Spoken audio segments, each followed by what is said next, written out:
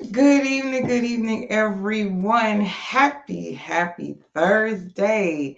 Welcome to Transplant Talk with Nashonda. I am your hostess with the mostest, and I am delighted that you have come back again and again and again to hear the wonderful stories of such wonderful people on Transplant Talk with Nashonda. I have a very special show. Today is actually a part two, and today we are talking about bone marrow. It's part two with the beautiful Miss Lakeisha Hendon, and I have two more guests that are with us today. Let me say hello, everybody. Hello, Jonathan. Hello, thank you all for watching. Hello, my brother, Mr. Lee. Congratulations, sir. If you all don't know, Mr. Lee last week received his kidney transplant.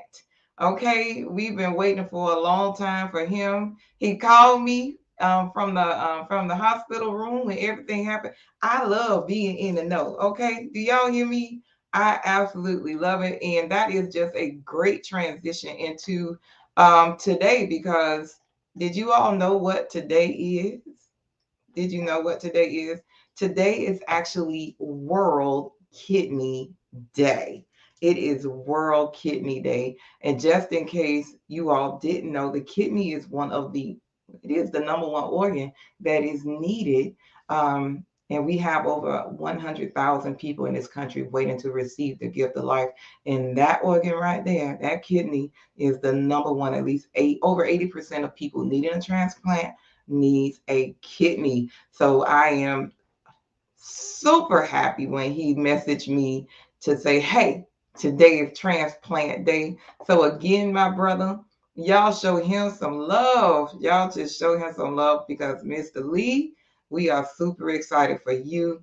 And hello, my friend Steven. How you doing, Steve? How you doing, Steve? Great to see you. I know you're still out there doing great work.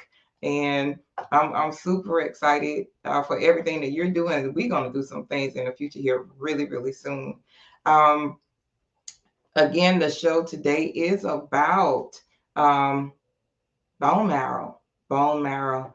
And I'm always surprised when I learn more and more about the transplant world in the bone marrow world because it is a percentage. 77% of Caucasians are able to receive a perfect match, whereas in the African American community, only over 25 to 29% can receive the perfect match. What a discrepancy!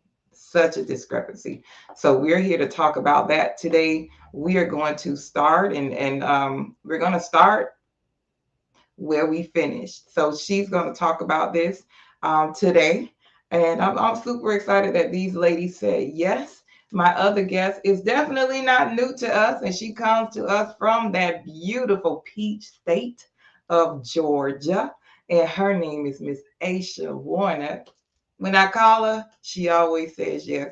So I'm super excited. And then my next guest, she's a fellow teacher. Of course, she is also a pretty teacher that rocks. And she is also my big sister from Florida Agricultural Mechanical University on the highest of Seven Hills, FAMU's fabulous Marching 100, famous Marching 100. So I'm excited to have her on as well. Oh, hello, my line sister. Hello. My other soror that's here on here. Hi, Venus. Thank you all. Thank you all for tuning in. And with that being said, let me tell you something. Okay. Anybody, anybody that has mustard seed faith, if you have mustard seed faith, never let your faith go. This Sunday on March 6th, I, along with 97 other women, became part of a bigger and greater sisterhood. So there were 98 of us from Gamma Rho Omega, and we are officially ladies of Alpha, Kappa Alpha. Sorority Incorporated. So I am super excited. My guest today is also a soror, so Aisha Warren. And so I'm super excited. Y'all know y'all see those pinkies go up, and that is what we do. So thank you all for watching. And I just felt like God, 30 years ago, I had that dream. 30 years I held on to that dream. So if you hoping for something, you dreaming for something, you wishing for something, keep your faith, keep your hope alive, keep praying, never let it go. If you all know my story, you know everything that I have been through. Everything. And I'm not shy, I'm real transparent. So I just want you all to know never, ever, ever, ever give up. Never give up on your dream. If you want it, you can have it. And I don't mean to talk about me a lot, but I'm happy about that, y'all. I got to celebrate. I have to celebrate that along with my line sisters. Okay. But if y'all also don't know, you haven't followed my page on Facebook or Instagram, y'all know who birthday it is. I just need y'all to know who birthday it is. It's the queen of my life, my mama, Gwendolyn Rollins. That's my mama, y'all. That's my mama. Um, thank you, thank you, thank you. I need for you all to give my mama some love and tell her happy birthday. I'm not telling her age, so we can forget that. All right, but y'all just show my mama Gwendolyn S. Rollins, and y'all see her right there next to my daddy. Y'all just show my mama some love. I'm so anxious. I always cry when I think about my mama and what she's done. Whoo, I told y'all it gets me all the time. What she's done for all of us. For all of us. She has never let us down. I go down, my mom, she like Michelle Obama. She gets right up and she comes right to me. So I have to honor that lady, my mother, Gwendolyn Rollins, in my life because she is my everything. Okay. So let's get started on the show. And yeah, it's the queen's birthday. She's definitely the queen. Um, and I'm super excited about it. All right, but let's get started on the show. Let me bring these other three queens on, but we're gonna start off with Miss Lakeisha Harridan first. I hope everybody's able to hear me, see me, and let's go. But y'all know what I have to do first. I gotta introduce these queens the right way, and let me get them the red carpet. And here we go.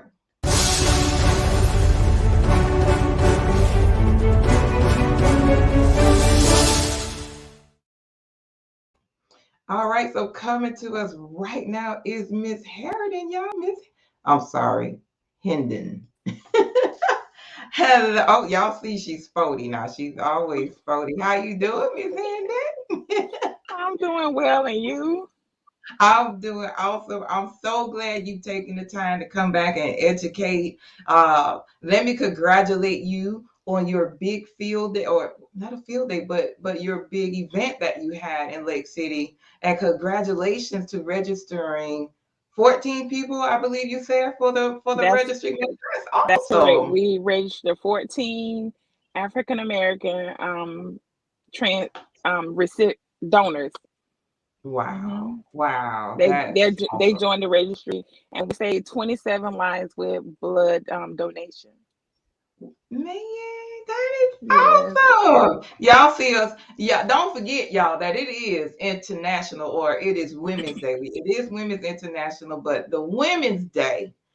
So we here. So we are all here. We are all representing. So we have nothing but ladies on the show today. And y'all see that this lady is doing what she is doing. All right. She is doing it again. Let me say hello to my sorors. Hello, Sheila.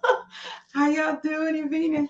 All right. So, man, because you gave us so much information concerning your daughter and some of the transitions that she had to go through. Would you mind just giving us a brief recap of what you told our audience just to catch them up? okay. On November 26th, my daughter fell sick. Nobody, they didn't know what exactly was wrong with her. I authorized them to do 200 and like a 50 tests to find out what was wrong with her, her autoimmune deficiency, they was thinking. And then they thought that she had lupus.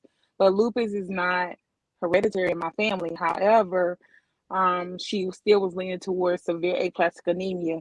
So they was gonna try to jumpstart her immune system for her body to respond.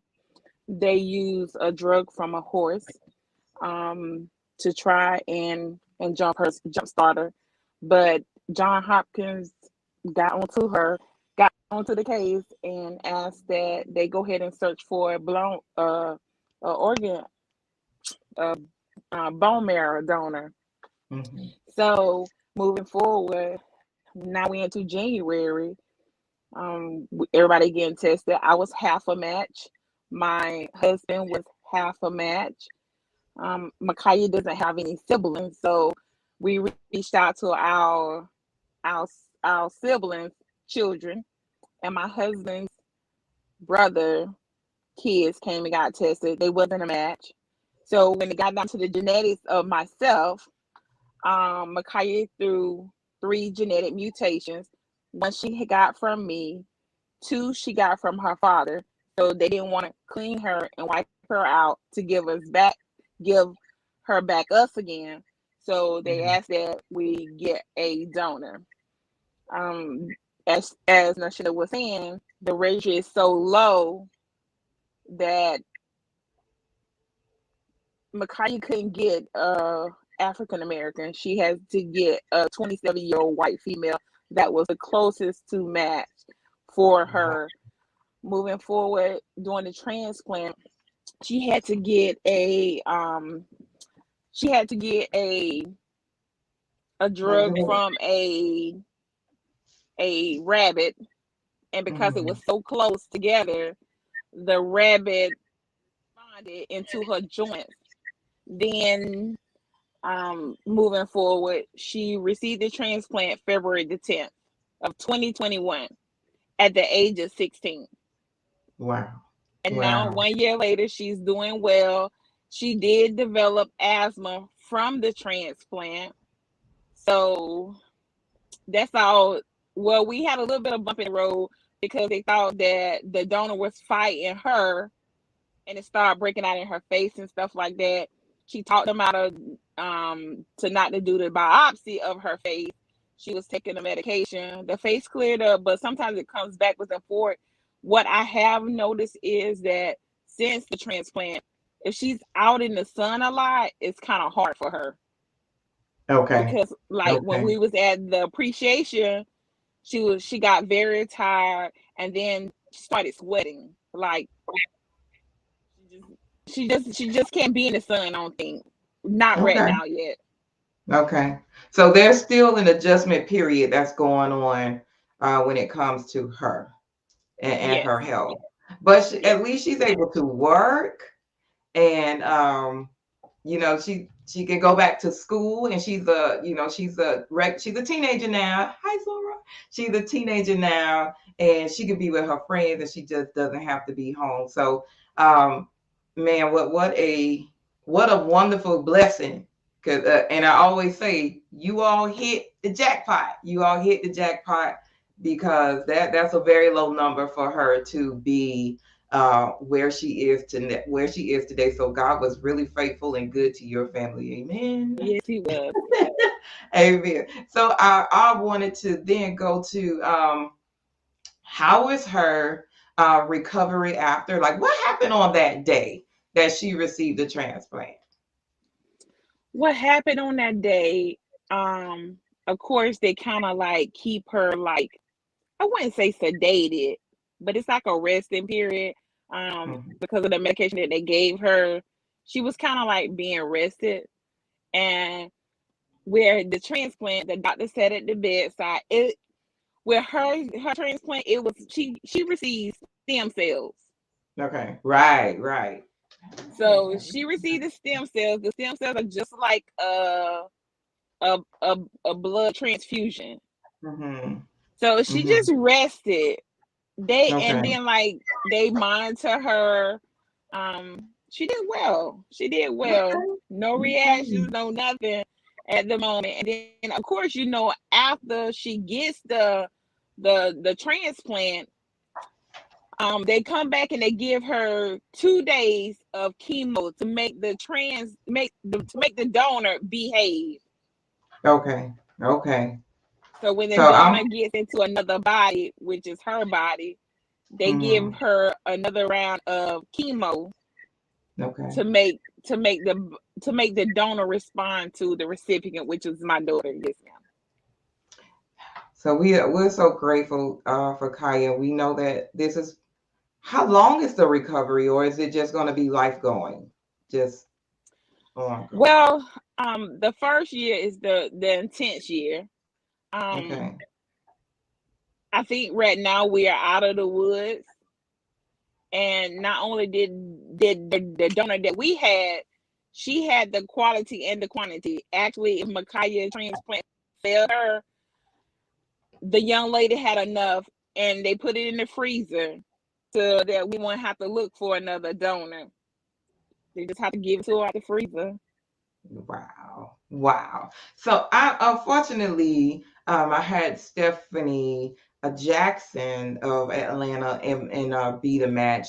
Unfortunately, we had to reschedule her because I wanted to get down into the business at hand as it related to um, the bone marrow and everything that it entails. But we're going to have her on separately so that we can educate the viewers and know exactly um, what we could do to be able to better assist people. And the number of people that are waiting for a bone marrow is also equally high.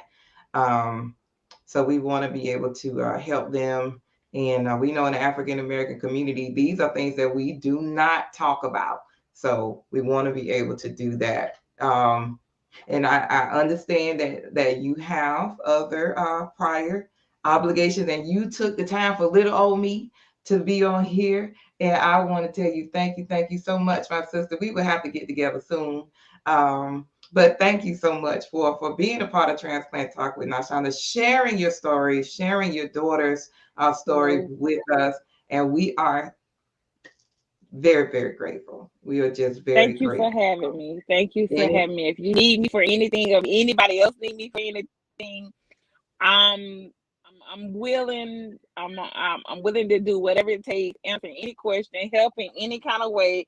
If I had to go out mhm. and hold a sign for somebody else, I don't mind. It's not that Oh, my daughter had a transplant. I'm good. I know what it feels like. I know the feeling of not knowing, and then mhm. turning your fears to your faith. Come on. So Boy. Yeah, I so heard a great acronym for fear, and it says, and I tell my students this all the time: you're either gonna face everything and run, or you're gonna face everything and rise. And so that acronym has stuck with me. You all faced everything and you rise, and you're rising. You rose to the occasion. I'm super excited for you all, and hopefully this story, because we know that every test that we go through is a testimony, for yes, somebody yes, else. So yes. thank you for sharing your testimony and your willingness to, just be so transparent and open. Thank you so much, Lakeisha. I really do. My I greatly pleasure. My appreciate you. pleasure. Thank you. Well, listen, because she has to go away, and I'm gonna just remove her. Thank you so much. Thank you. All right, I am going to bring y'all, this my big sister. If you are part of Florida Agriculture and Mechanical University Marching 100 Band alumni, you know who she is. Okay, y'all know who she is. This is the big sister. This is Miss Stephanie Alexander Fisher, educator here. Because we're both teachers here in Duval County Schools. So I want to bring her on. Now, y'all know anytime I have something, anytime I do something, I got to make sure that um, you see what it looks like. The person you just seen was someone that was saved by a transplant. Okay. We're going to hear Stephanie's story. And this is what happens when Well, I can't say. I'm gonna let her tell the story and don't let me mess it up. Okay. Welcome Stephanie to the stage, y'all. Welcome her. Come on, Stephanie. How you doing? Let me make sure you're not I'm on. good. Hey, Shonda, how are you? Y'all see how she know me because she called me Shonda. Everybody else know. Everybody don't call me Shonda, so she gotta know me to call me Shonda. All right. Yeah. Yeah, okay, everybody else. Again, that's Big Sister. This is Big Sister Stephanie here. Um, I had the pleasure and privilege. Yes, Sheila, yes, honey, yes, ma'am. Oh, say one time for the Rattlers. Yes, we on here. We on here. I had the honor of meeting your beautiful daughter. And look, I was like, let me find this picture here. I had the pleasure, so I'm gonna pull it up. But I'm gonna let you tell everyone. And just like Stephanie, we both suffered a loss because unfortunately, her daughter, that girl was a fighter. Now we're not gonna get it. Don't get it misunderstood. Her daughter was a fighter. Okay, that acronym of fear, face everything, and rise. That is what her daughter did. I like it. Okay. So we are going to honor, and everybody call her Penny, or just you call her Penny. No, everybody called her Penny. Everybody call her Penny. So Mhm. I want you, Stephanie, please just let's honor her. We want to honor Miss Penny today. And tell us a little bit about her story, who she was, what she did. And we already know she was a fighter. So tell She us. was a fighter. Mhm. Um, so she was the youngest of two. Um, Talking from day one, and she was very smart and very personable. She never met a stranger. So she graduated high school from Bowles, and she went to Spelman, and she was a pre med major because she wanted to go to medical school. So she got her first little job. She was going to be a waitress at Cracker Barrel, and this was in 17. This was in 17. So she got her job at Cracker Barrel, and waitresses are not allowed to, they have to work during Thanksgiving. And I'm from down south, so she had to stay in Atlanta. Mhm. So prior to that, she had called me a couple of times. She was in pain, and I told her to I told her to go to the hospital. She couldn't do that because of she didn't want to spend um the copay from the $300 copay. So instead, she went to the little walk-in clinics. They gave her steroids. She took the steroids. She was fine. She went about her business, going to school, working. Steroids wore off. She was back in pain. She went back. They did the same thing, and this time they took a deeper medical history. And we do have a history of lupus in our family, and also MS. And so they were going to send her to get tested for autoimmune disease. But prior to that, before she could go to that appointment, I got a phone call on the Sunday after Thanksgiving in 17 that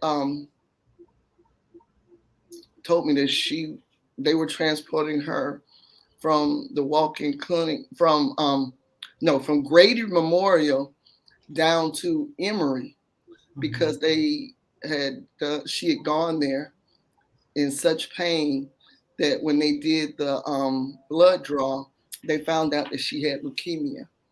And so I immediately drove up to Atlanta, and then they were trying to figure out what type of leukemia that she had.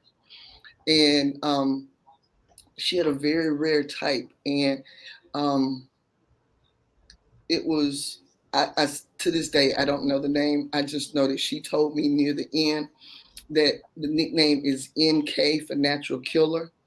That it's very rare, and It's deadly.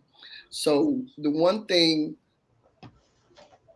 when we were able to come back to Mayo, and the Mayo Clinic is amazing Mhm. because they were able to give her. She had experimental drugs. She had drugs that um, had just been approved by the FDA, and she was the first person in the state to get them. So she had her first transplant in 18 um, in October of 2018, and she was young and strong, and she came through that with no problem. And so she was in school. She was looking forward, making plans. Um, we had her birthday is Valentine's Day. So we had a big celebration of life party, and it was a good time. So then, after a transplant, you've got to go to the doctor 2, 3 times a week to get blood draws and for them to check your vitals and generally just see how you're doing. And it was during one of those times she still felt great. She didn't have any problems. But it was during one of those times that she went to uh, for one of those regular checkups, because you go 3 times a week, then it's 2 times a week, then they wean it down, taper it down. Mhm. They found out that the leukemia had Come back. returned. Okay. So then she had to go through all, once again she got a drug that had just been approved, and she was part of a clinical trial because her philosophy was that it might not help her, Mhm. but that she wanted to make sure that it would help somebody else. You help somebody else. So Wow. she got the second transplant in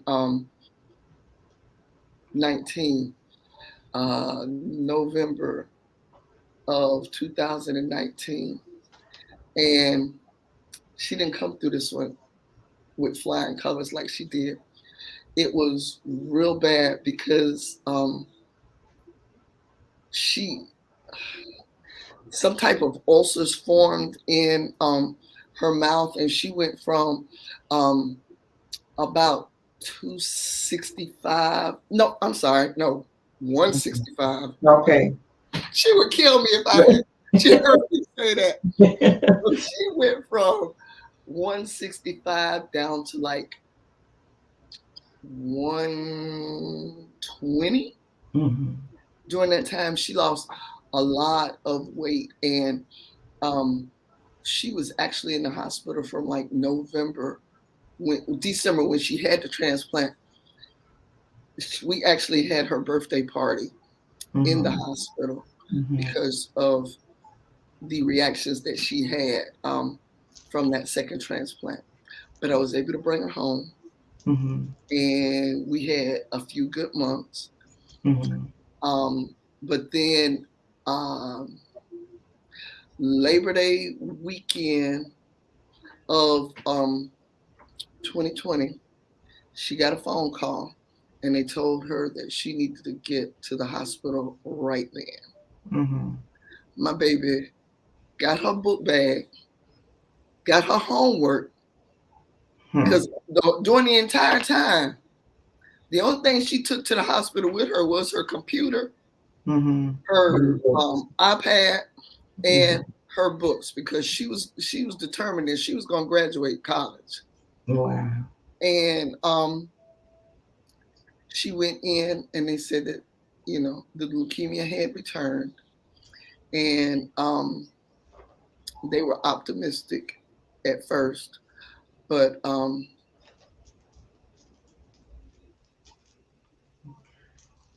It didn't work. Didn't it work. just didn't. Not this She never time. came out the hospital. Yeah. So I know. I know that feeling of going in the hospital and never coming back home and never returning. I've actually had that feeling twice, and it's just um, never a good feeling. But I do want to show the beautiful picture of Miss Penny. Y'all see she was That was beautiful. after the first transplant. Y'all see how well she recovered. I just saw that picture of her and I said, my goodness, she was just gorgeous. To go through all of that, because y'all know I'm a firm believer, you don't have to look like what you've been through. And to see that picture, you would never know that she was going through anything. And she was definitely a strong young lady because I'm telling you, I get a headache and I ain't doing nobody homework. You know what I mean? Nobody. So I don't know how she was doing that, in the hospital. I do not know how she was able to do that. But here's my friend. Hi, Sadria. Hi. Yeah, she is. Thank you. Yeah, we're definitely gonna work together, just to try to make sure Miss Penny name her legacy lives on because we always want them to be remembered and never forgotten. But now I want to pause because this is uh, her story is a little different. So I want to bring Miss Aisha, my soror, on now, and we're gonna talk about you talk about being selfless. Yeah, this is a selfless woman here. So I'm gonna bring Aisha on. And I'm finally saying her name right. Only because it's so close to my friend, and her name spelled the same way, and it's Asha. So for me to say Aisha, I'm super excited. Aisha, thank you so much, Sora, for being on here. And listen, again, I think everyone's story is so amazing. Of course, we need to hear from you because you actually went through the formalities of becoming a donor. So please tell everybody this story of your Yeah. undevoted love. Yes. Well, thank thank you, Sarah and Nashonda. First of all, just for all that you do, your platform, how you bring awareness and education, something that is much needed in our community, because it's something that we don't talk about, whether it's organ donation, whether it's bone marrow, even giving blood. We Mm, A lot of times, as far as within our community as African Americans, for various reasons, we are skeptical when it comes to donating. And absolutely. I'm going to try to share my story, but after I was backstage with Stephanie's story and just hearing it, even though I met her virtually yesterday, and but still hearing her story of her beautiful daughter Penny, is Mhm, just very, very touching, very mhm. touching. And she was very beautiful, and her legacy, Stephanie will always live on. Yes, So indeed. she's not here in the presence with us, but she's gonna always be with you. And so I just wanted to go ahead and share that because I was getting very emotional just hearing her story. Um, but yes, Nashonda, I was able to at least go through the process and be a donor to my father, my estranged father, to be exact. I found out around Thanksgiving or a little bit before Thanksgiving of 2020 that my father needed a bone marrow transplant. He had a very rare form of blood cancer called myelofibrosis. I think I'm saying that correctly. And a family member, my aunt, actually reached out to my brother and I and informed us of his condition. And from there, I reached out to my other siblings, my two sisters, and informed them. And so myself and one of my sisters, we volunteered to go through the process to see if we were a match. And so we went through the process, which the first stage was, it's called a swab test, where you're literally they give you a swab and you have to swab the inside of your mouth and send that kit back, and then that's how they, the first step as far as how they determine if you're a match or how close of a match you are. And so my sister and I both were 50 a 50% match. And so then we had to go through another step, another process.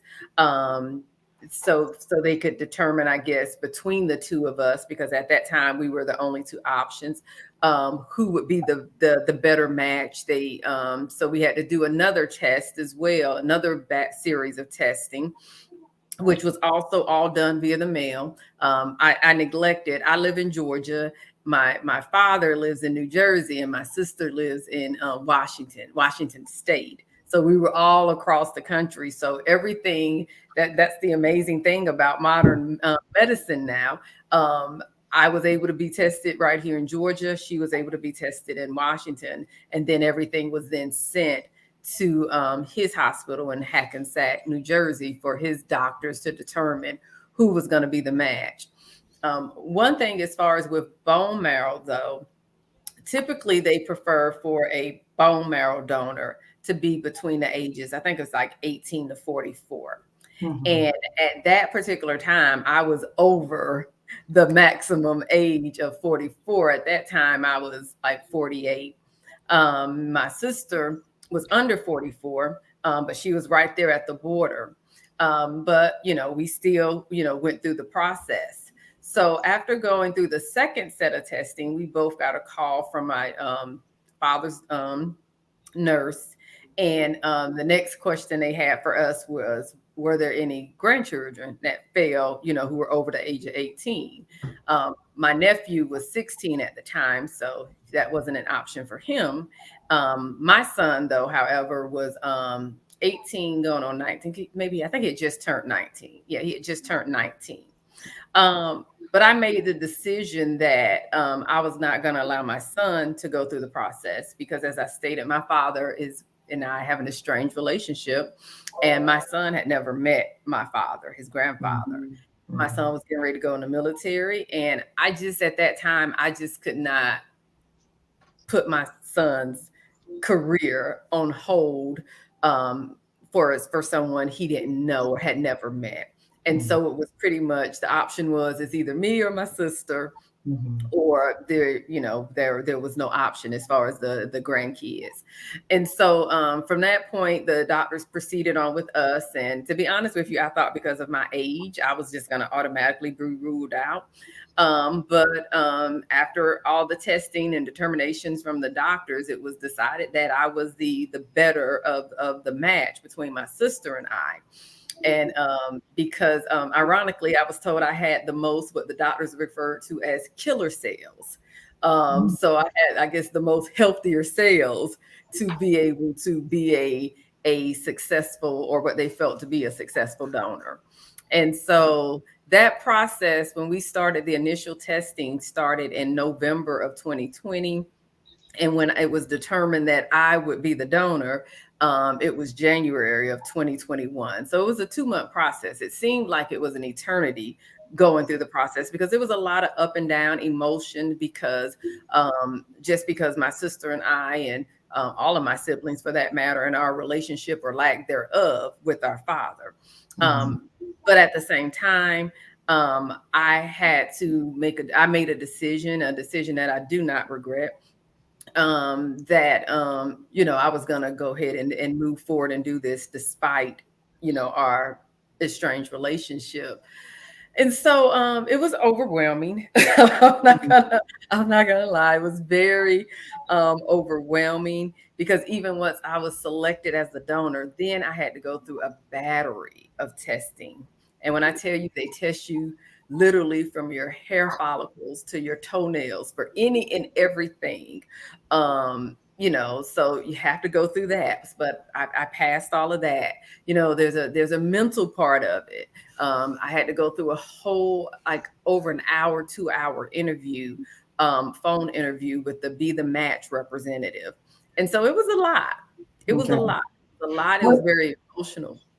Well, again, God is amazing, because you already worked with organ donation, and you knew how crucial, um, people's circumstances are. And again, your heart said, regardless of anything, I'm still going to do it. So, what a beautiful sentiment to you, that's who you are. Because I know some people would have said, no, not me, not today, not him. What has he ever done for me? So Mhm. that, man, God is good, because you were already educated in it, and then you had it. It almost came like full circle, to say, like, all right, you know about it now. Are you gonna do it? You Yeah, know. yeah, yeah, So, so, yeah. and amazing. But I know some people that would have definitely said not today.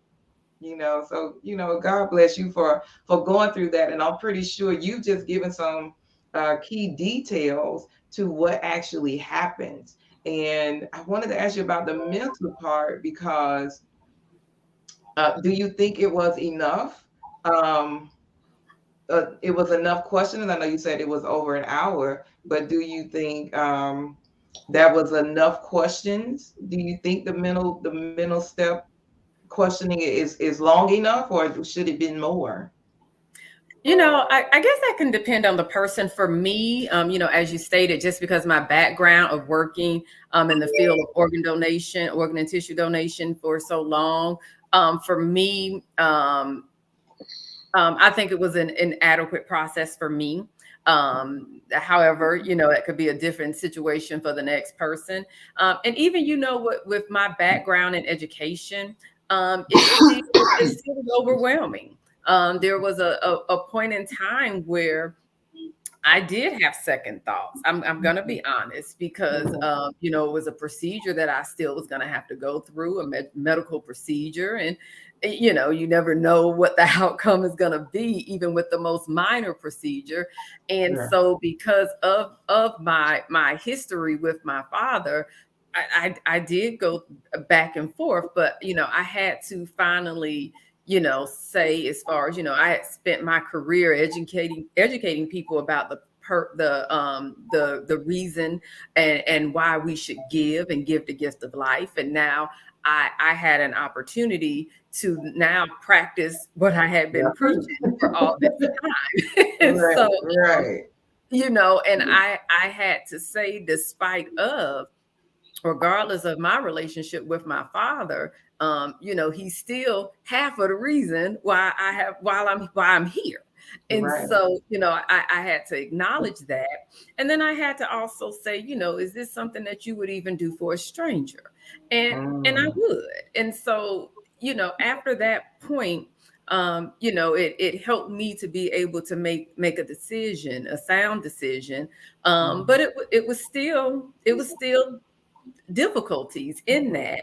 And I, Mhm. I had to put aside the relationship or the lack thereof, and I just had to look at the purpose and the cause and the reason. Okay. And from there, that helped me to be able to make that decision. And even my son, being 19 at the time and had never met my father, his grandfather, my son was actually considering it as well. Mhm. And so, and probably would have gone for it and done it had I not Mhm. said, well, no, no, I'm gonna do this. I Yeah. want you to go Right. ahead, and I don't want this to hold you up, as far as, because he was getting ready to, very soon, he had already known the date when he was supposed to leave and go off in the Navy. And I just was like, no, I'm gonna do this. And so Wow. I went through all the testing, passed all the testing, and was scheduled for, I can't remember the exact date. I remember it was late, going to be the end of February of 2021, to have the procedure. That was another thing, though, about that was different from what I knew about organ donation, Right. with COVID and everything going on. And also, too, every hospital does not do bone marrow Right. donations or transplant. And so, being in Georgia, two options um, at the time that were presented to me: Emory in Atlanta and Northside Hospital in Atlanta. Well, because of COVID, neither one of them were doing bone marrow donations. So they weren't doing, so I couldn't go anywhere. There was no options for me in Georgia. And so the next option was to try to find the next closest state. And that was a struggle. And finally, Moffitt Cancer Center in Tampa, Florida, I was able to schedule me there. I was able to get scheduled. All this was done through Be the Match, by the way. They were able to get me scheduled at Moffitt, and so we had everything scheduled and ready to go. The date was scheduled end of February, and And how much did it cost you? it cost me absolutely nothing. Okay. Now it costs time. It Right. costs, time because you had to go through the different doctor's appointments, the scheduling, and all of that. But as far as out of pocket, it cost me nothing. And so I can't wait for you to finally have Stephanie Jackson with Be the Match on, so she can share as far as all what Be the Match does. They are an amazing organization.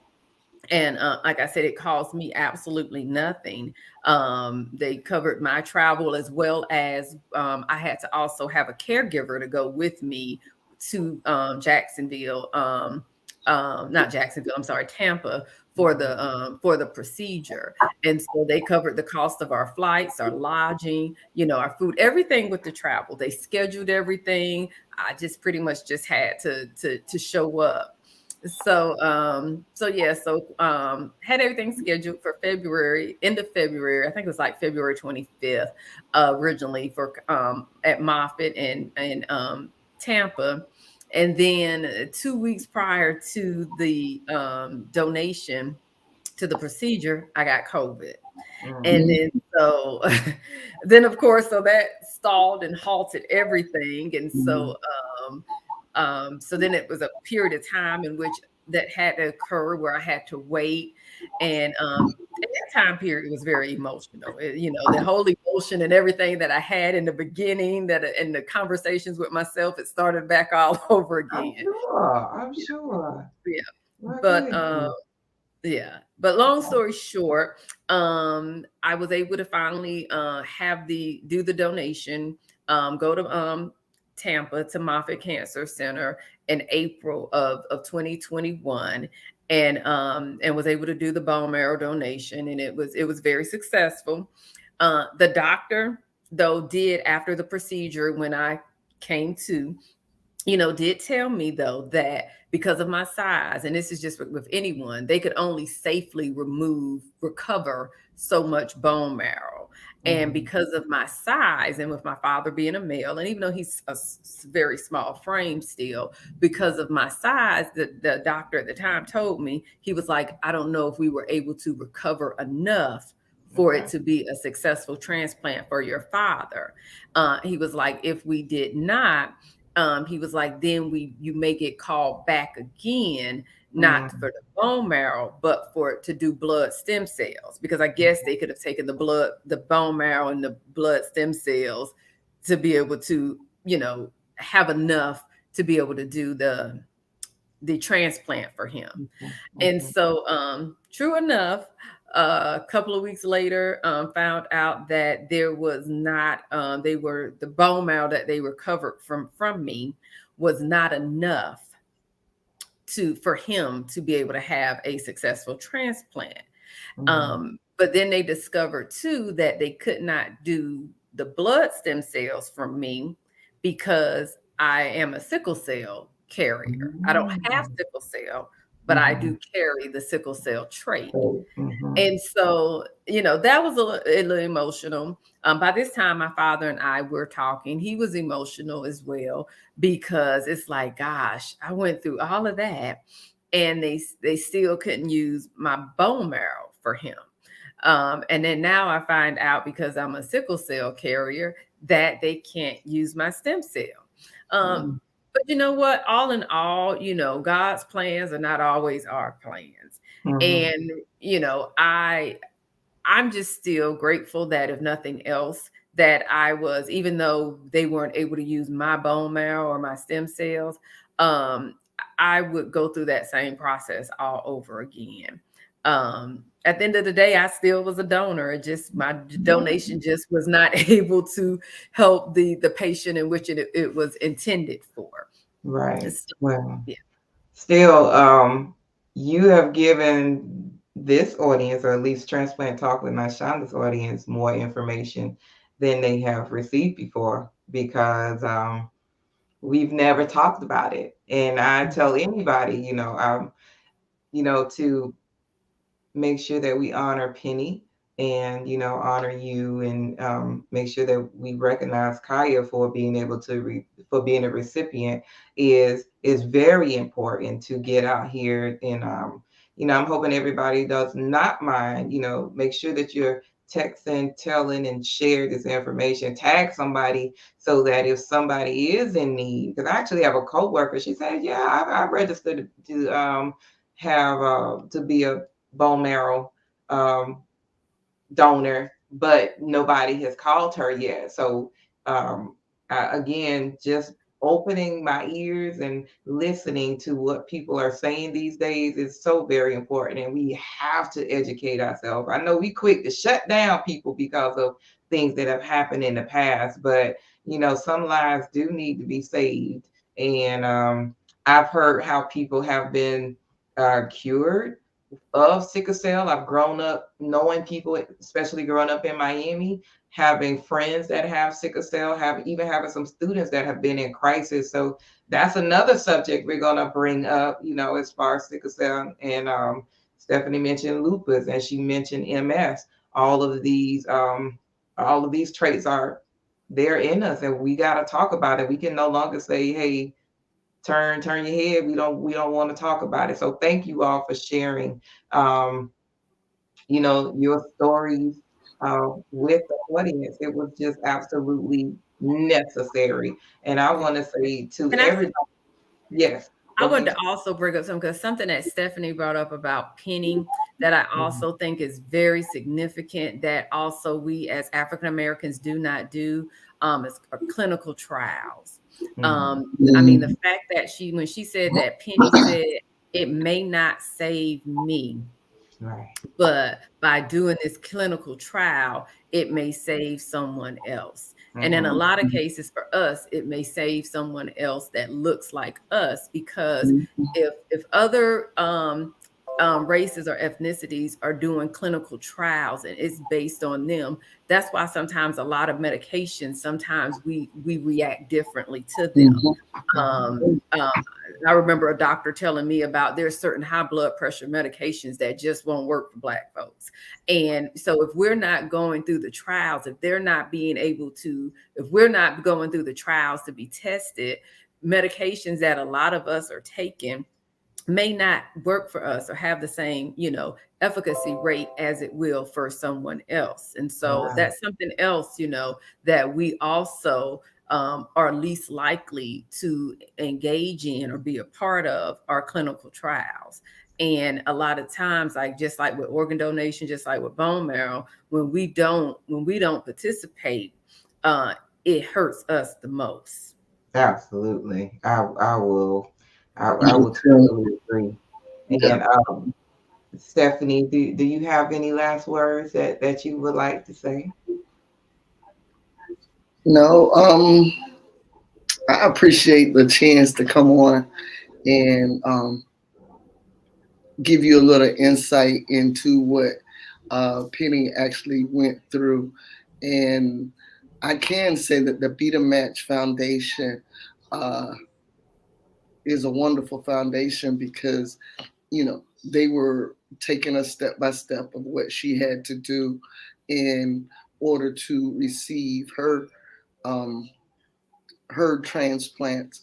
And that's when we did find out that African Americans, because not only do we not do the donating, but also because African American, it's we're not pure.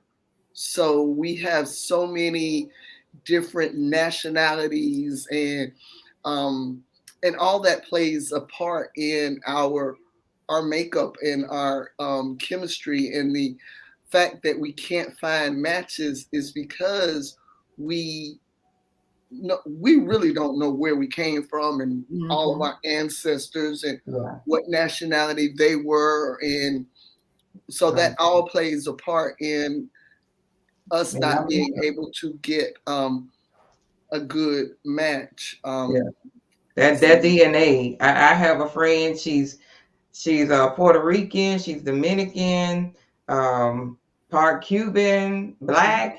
But she just has her DNA is so just a lot of DNA. There's just a lot of different cultures that are blended together, and that just makes it even more difficult for African Americans. So we have to acknowledge that and see and do what all that we can. Just do what we can just to be able to help somebody. And if that means, hey, just go ahead and see if you'll be a match, then that's okay. And if you're not, at least you tried, and Mhm. maybe you learned something from the situation and have an experience like Aisha did, to be able to help us as a community. So thank you, Aisha, again for just giving details about what you went through, just like anybody else that did like a kidney, a living donor with a kidney or a liver, as well. So I want to again thank everyone for watching. Thank everyone for sharing. Thank you, Soros, for coming on and saying hello. Y'all know I love y'all. I'll see y'all shortly. But thank you all again. Happy birthday again to my beautiful, beautiful mom. And oh wait a minute, I have to say this. Thank you, Sadria. Thank you so much. Um, I have to say this because we'll be on spring break next month. No, next week. Yes. Next week. So we have 7.33 hours of tomorrow. Um, You have 7.33 hours. you going to 3.3? Man.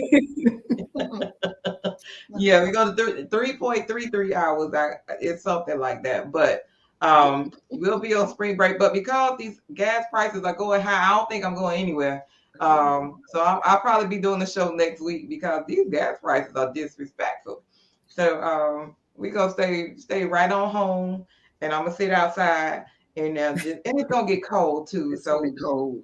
yeah, we everybody please be safe. Let's pray for Ukraine. Lord have mercy. Um, and y'all have a wonderful and blessed rest of your evening, and have a great. Okay. Oh yes, Miss Rogers. Okay, 3.36. Yes, ma'am. Yes. It's 7.33 or 3.36. And yes, thank you, Sora. Thank you so much. All right. Yeah, and Sheila said thank you for sharing your story. Thank you so much, ladies. I do appreciate it. And God bless you all. And until next week, if I don't go anywhere, we will be right here. All right. So God bless you all. And good night. Y'all know I always got to find my Thank you. video. Thank you.